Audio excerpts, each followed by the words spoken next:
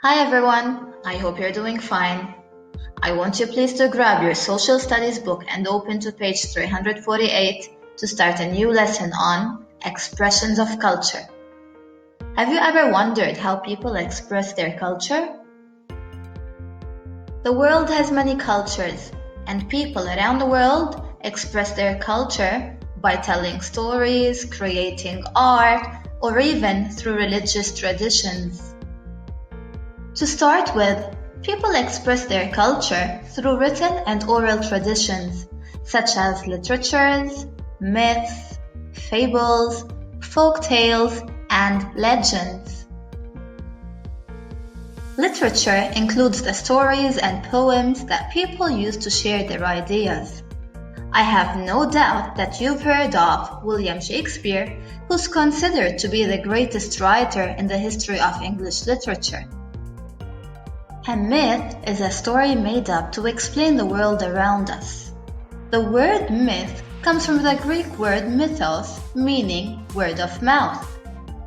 A myth is an oral tradition, meaning that the stories were told to others instead of being published in a book. Have you ever played the game Telephone, where a group of people sit in a circle and whisper a word to each other to see how it changes from the first person to the last? If you have, you know things may change dramatically, with a starting word being flower changing to cupcake.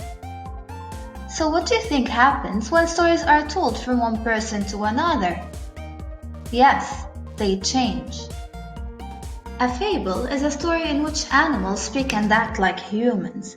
It's a beautiful way to teach you about morals, and it's been told throughout the past generations.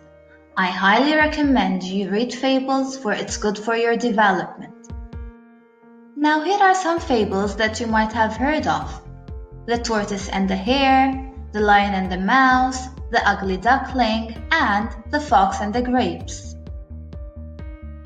A folk tale is a story passed from one generation to the next that usually begins with once upon a time or a long, long time ago.